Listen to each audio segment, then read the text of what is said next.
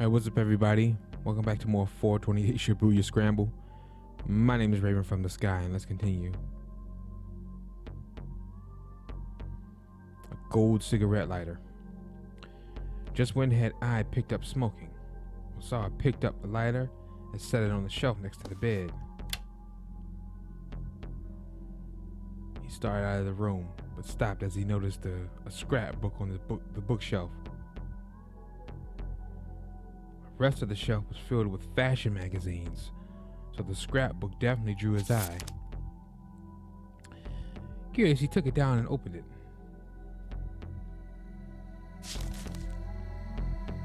The book was filled with articles and write-ups about the results of Osawa's research and the company's various achievements.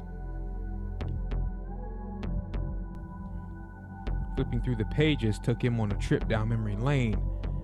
There was even an old company memento welcoming Tanaka on board as his new vice director.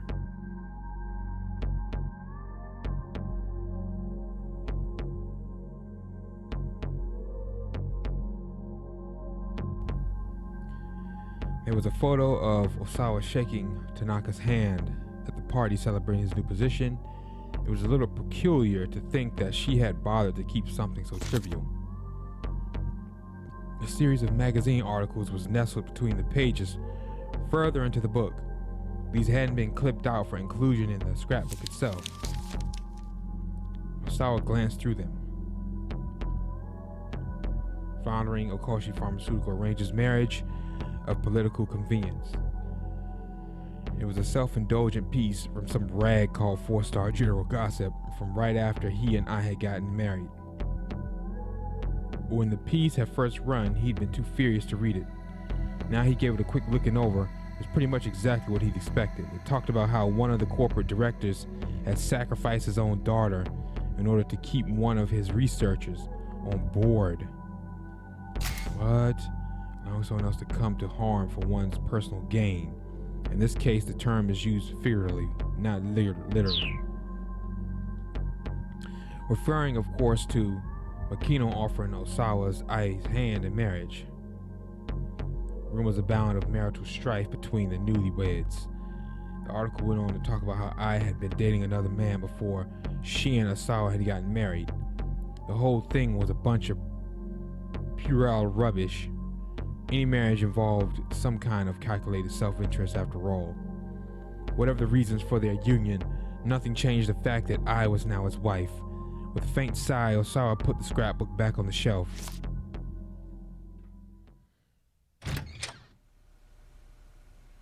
Feeling disconsolate, he returned to his study and began flipping through his CD rack.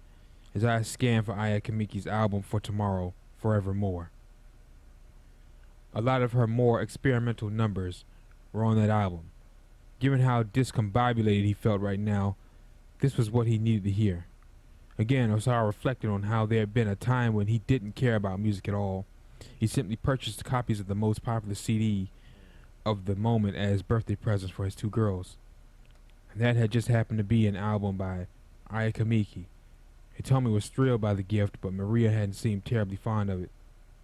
The next day, she tossed her copy back on her father's desk. Figuring that throwing it away would be a waste, Osawa had struck the CD into his computer to give it a listen. It was immediately bombarded by an intense beat bolstered by bold, uplifting vocals. Aya Kamiki wrote her own lyrics, which did a fine job of conveying the emotions of a teenage girl. Osawa could hardly believe it. After listening to just one track, he was well and truly hooked. Before the day was out, he had purchased her entire discography. Huh? He muttered. For tomorrow should have been in the CD rack, but there was no sign of it. Where the heck is it? Why isn't it here? For a moment, he wondered if he was going crazy, and then he remembered. It was at the lab. He wanted something to listen to on break at work, so he brought the album there. Darn it. Darn it. Darn it. Not being able to listen to it made him want to hear it all the more. It wasn't like he could just go out and buy another copy right now either. He just have to borrow the copy he'd be given to Hitomi all those years ago.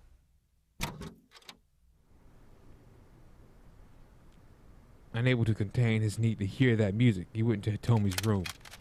There, quickly rummaged through the CD rack beside his daughter's bed. Part of him felt like he was being a little sneaky thief. According to the email Tanaka had shown him, someone was trying to kill Hitomi. Under the circumstances, he knew that what he was doing was ridiculous, and yet he still couldn't resist the impulse to find the CD, but his efforts were to no avail. There were no Aya Kamiki CDs in the rack at all. Osawa pulled out every CD on the rack, but they were all classical music. He slumped back in disappointment. It had to be somewhere here in her room.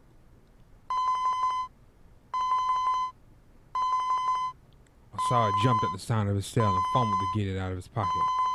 Makino's name was displayed on the LCD screen. I'm out front. That was all Makino said before hanging up. Hurriedly, Osawa began tidying up the CD rack.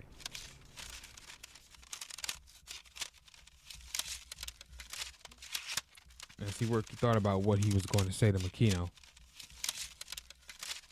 To think that someone had violated corporate policy to such unethical ends, it stalled his research. Osawa wasn't about to let anyone get away with it.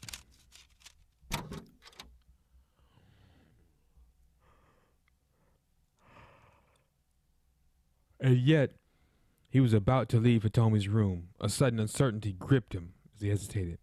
Do you have any right to condemn Makino for running trials in secret? His hand began to sweat as it gripped the doorknob. No, he didn't. How could he? His hands were dirty in all this too.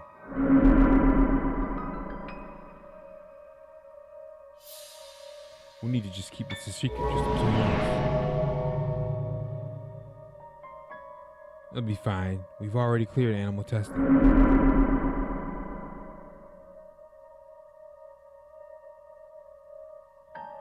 The memories hovered. Osawa himself had already administered the antiviral to someone, hadn't he?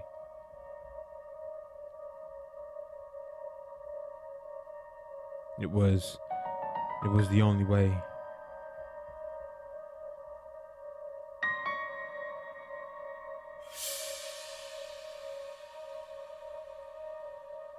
Muttering to nobody in particular, Osawa trudged onward in front of the door of his house.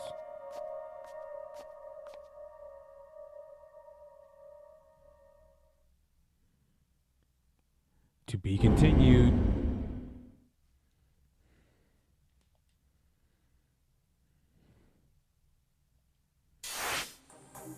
Alright, so that finishes that.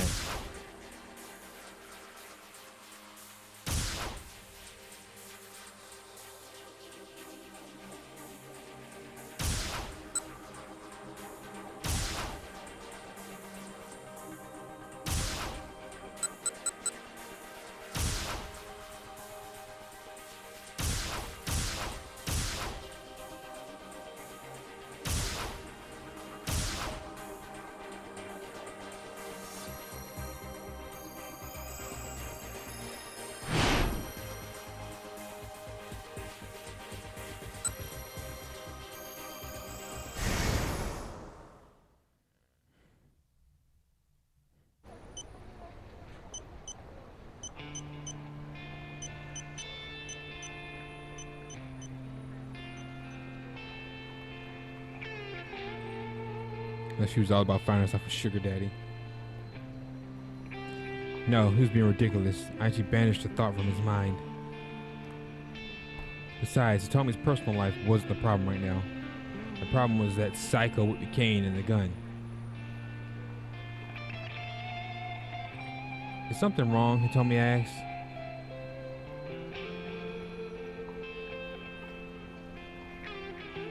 She finished sending her email. Oh no, nothing. Nothing at all. Aichi did his best to look nonchalant. It was a good thing she couldn't read his mind.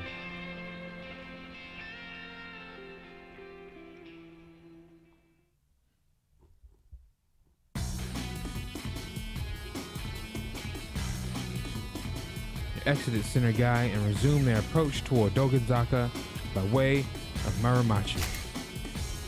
There are many hotels in Maramacho. These are not ordinary establishments, but rather the sort of hotel where two people who are so inclined might, a couple heading to this kind of place in the early afternoon would without a doubt be assumed to be bent on. You might be wondering whether an opinion for those two to get up to mischief would appear as a selection prompt. Well, don't get your hopes up. This isn't that kind of game. Another long detour to decrease their odds of running into the gunman. They made an unlikely pair. Scruffy Aichi, limbs lackadaisically swinging to hide his embarrassment, and brisk proposeful Hitomi. Aichi found himself watching her out of the corner of his eye. He could still feel her anxiety. He wished there was some way he could ease her fears.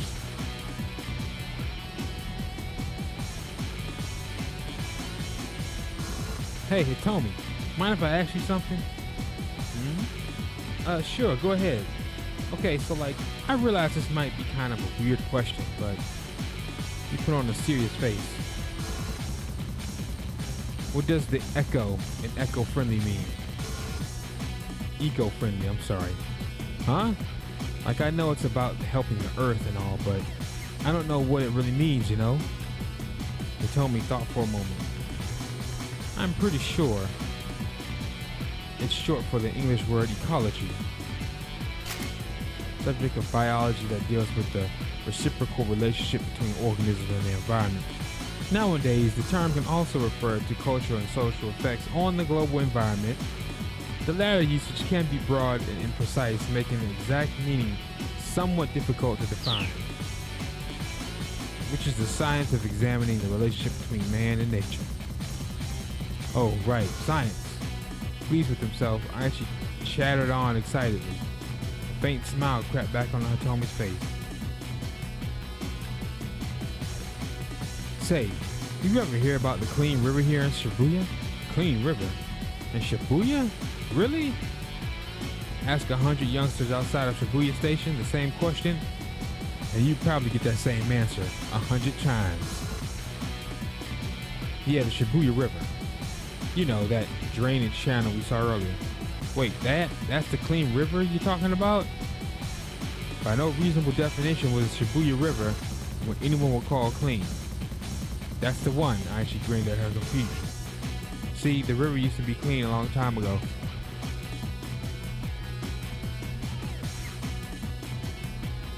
I read about it in this old book called Science Strikes Back. A popular monthly magazine, abbreviated SSB, the series has been running for 29 years now. But the Strike Back appendix is still immensely popular with children. The woman who handles the home deliveries is known as the SSB lady. Children wait excitedly on the 25th of each month for her to make her rounds.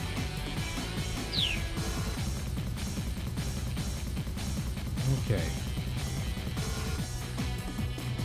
I used to have that book, Hitomi chirped, her eyes wide with excitement.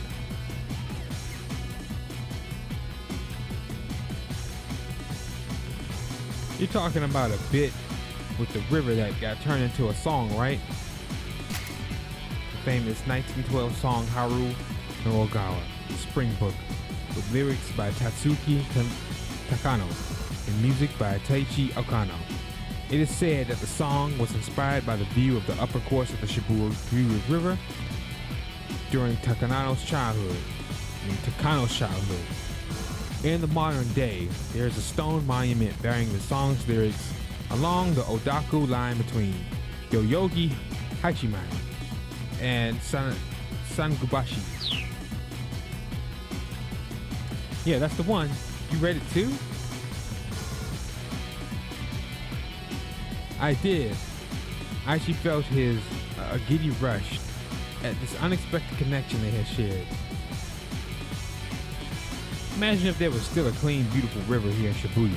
It'd be the perfect place for taking a romantic stroll. Hitomi looked up at Aichi. She seemed to share his joy in this idea. Wouldn't it be amazing, Aichi said, if that dirty little channel could be clean like it used to be? It would. Maybe as amazing as the book on Hitomi's face, the look on Hitomi's face right now, Aichi thought. Hitomi, tell me some more ecology stuff. Hit me with whatever you got. She seemed happy to oblige. So as they walked along, Hitomi explained the bits of knowledge she had picked up over the years. Aichi was quiet, hanging on to her every word.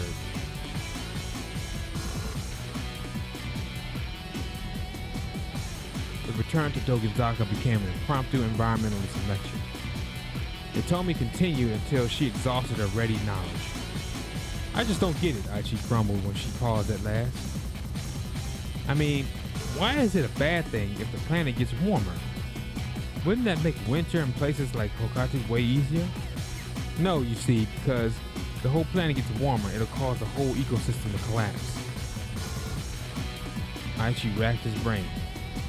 And the ecosystem is what again? It's like a solar system.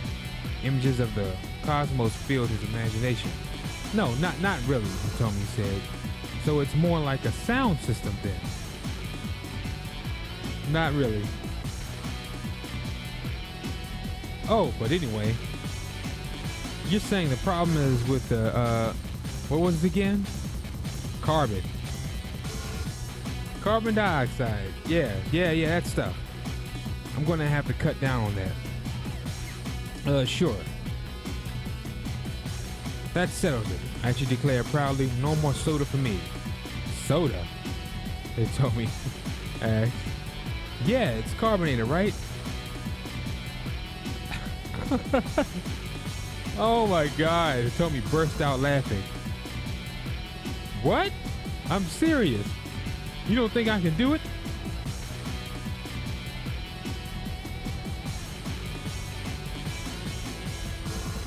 I'm sorry, Hitomi said, catching her breath. It's just... Her face froze, her mirth abruptly vanishing. Oh no. Huh?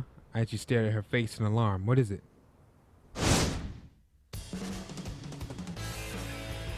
Turned his attention into the direction Hitomi was looking. The man with the cane was bearing down on them. Oh, come on. You've got to be kidding me. Back and ran.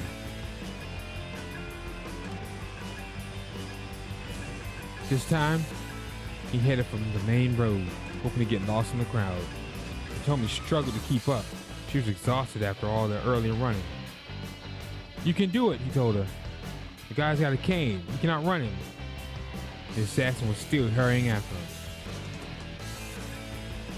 Once we get around the next corner, we'll be out on the main road. Yeah, okay. She strained to get the words out. Bit by bit, her feet were slowing down. With another 50 meters or so to get to the main road, Aichi realized that they might get caught before they get there. Sorry, Hitomi, he exclaimed, but I gotta do this. He scooped her up in his arms. Beep!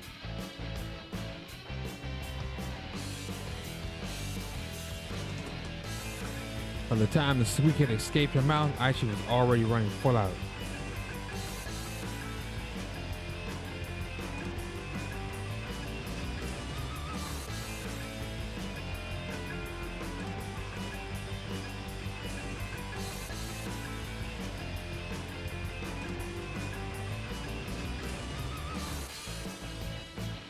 Aichi, please put me down. Don't worry, you're super light. Aichi glanced back and saw the assassin now far behind. Break off his pursuit. But just as they rounded the corner, he heard the man call out to him. Uh-oh. Aichi almost stopped on reflex. Hold on, did he just shout my name? How the heck does he know my name? Quaking with unease, Aichi slipped into the crowd.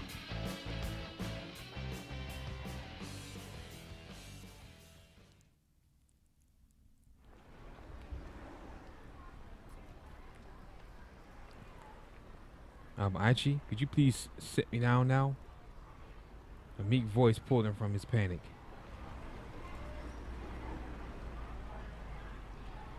Huh? He looked down at the girl in his arms. People in the crowd all around them were watching and chuckling. I mean, I'm really happy you saved me and all.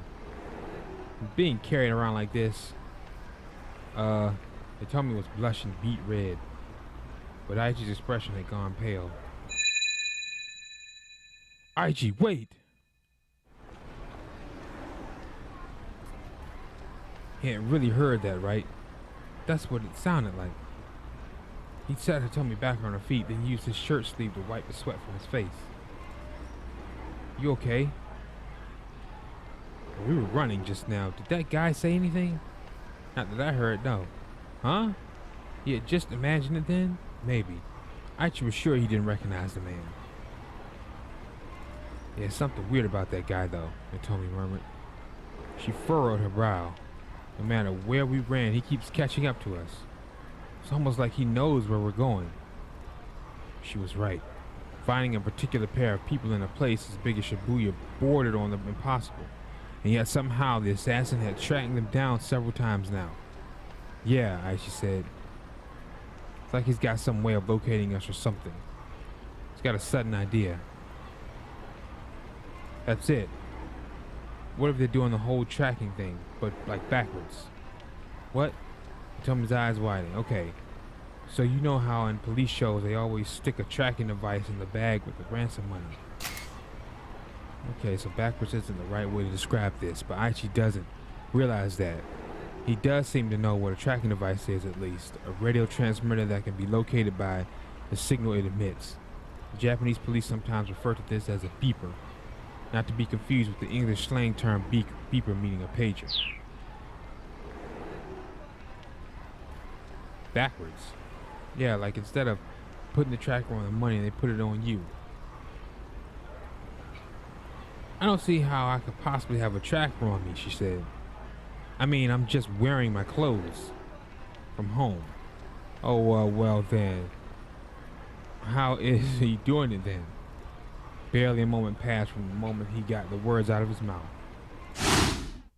Oh my God. Once again, the man with the cane stepped out on the road ahead of them. It really did seem as if he'd known exactly where they were going to be. How the heck is this happening? Aichi groaned. He reached for Tomi's waist, ready to pick her up again. It's okay. I can run by myself. Aichi took her by the hand instead, and they raced to the other alley.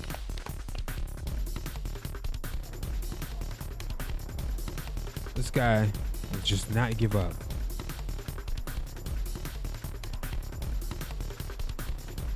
At the far end of the alley, you see a forklift beside a pile of cardboard boxes.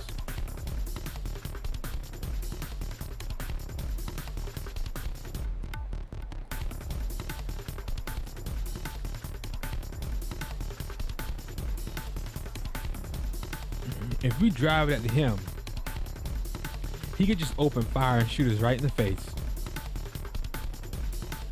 Throw the boxes.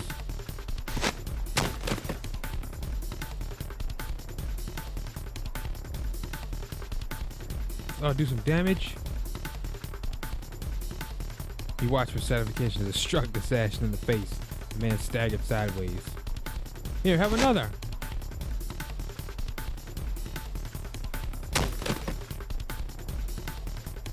And one for the road.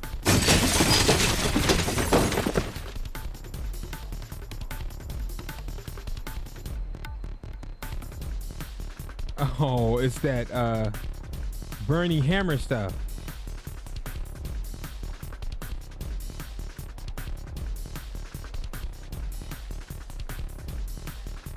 Couldn't possibly have that hit the guy that hard.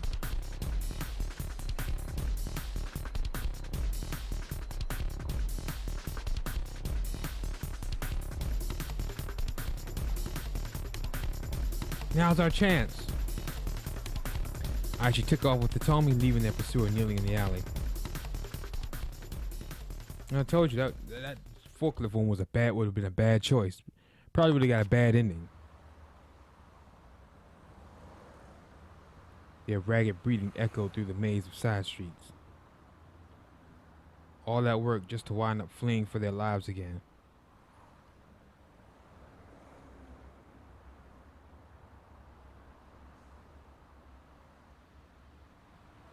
Aichi ground his teeth in frustration. "Hitomi," he groaned.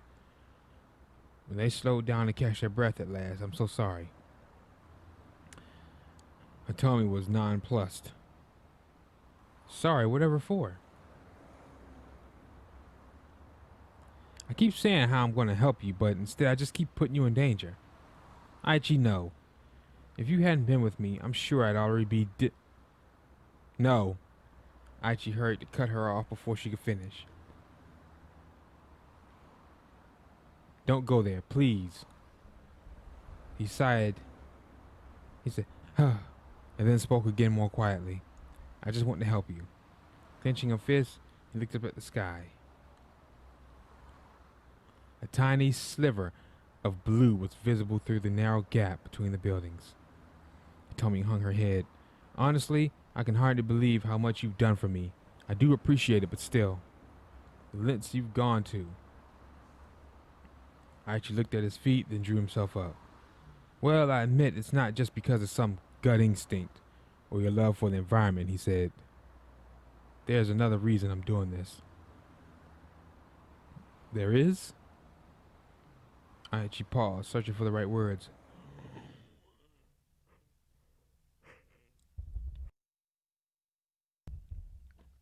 "I've got a little sister.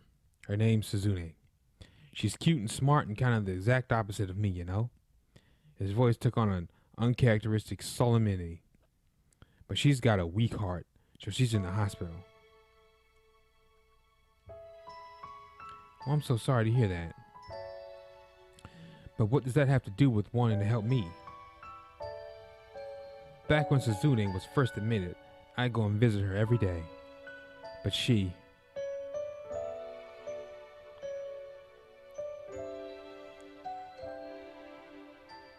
"Aichi, you don't need to come visit me every day, you know." The quiet hospital room made Suzune's voice sound all the more frail. "What are you talking about?" Aichi said. "No, I'm worried about you. I'll be fine on my own, really." Aichi had heard all that line before. The more she insisted she was fine, though, the more reluctant he was to leave her. "Besides, aren't you the amazing guy who helps hold Shibuya together? They need you out there." Aichi didn't know how to respond to that. Much as it was flattering to think he played some important role, he was really just hanging out and goofing off with his pals. It certainly wasn't anything for his sister to be proud of. "I'd rather you spend your energy helping people who need it more than me." "What do you mean, people who need help more? Who could possibly need help right now more than you?" Aichi scratched his head in confusion, and his sister gave him a weak, tiny smile. "You'll figure it out," he said. "I'm sure they'll find you soon enough. But I'm gonna be here with you."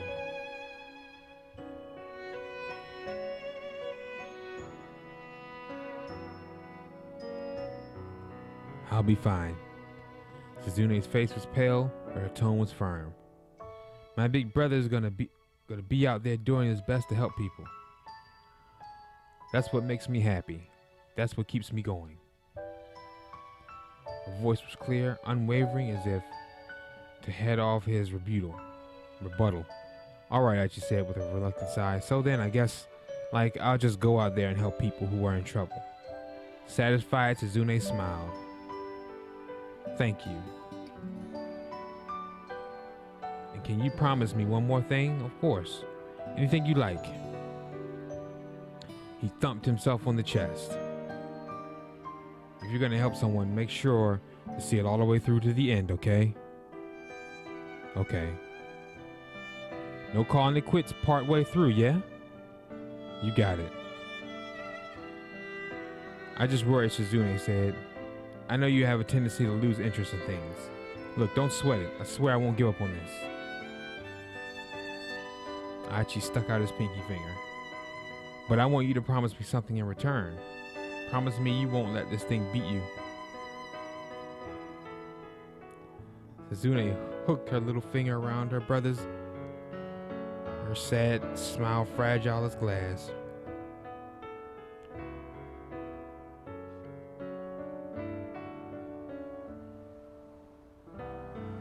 And so there you have it.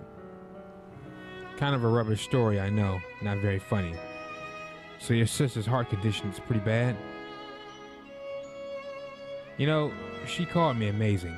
There's nothing amazing about me, Suzune. She's the amazing one. She's been in the hospital so long and in so much pain, but she never complains. All I do is hang out and goof off with my friends. He gave a shrug. But I just keep thinking about how happy she'd be if I really did help people. And it turned out that finding people in need hadn't been all that simple. The only helpful thing Aichi had been able to think of was going around picking up trash.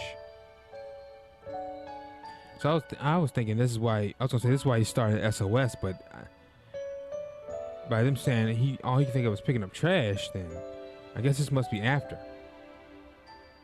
That's why Suzune's idiot brother left. Oh, that is why he left SOS. To be Shibuya's garbage man.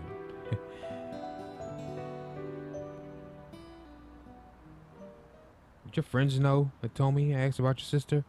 I didn't tell them. I didn't want to pin this all on her being sick. I see. At least now Tomi understood what the fight with the local toughs had been about. Sound of an approaching footsteps jerked them back into the present. And I'm going to stop it here for today, ladies and gentlemen. Thanks for watching. My name is Raven from the Sky. If you enjoyed the episode, drop a like and subscribe to the channel and series grow. Take care, and I'll catch you guys in the next one. Peace out.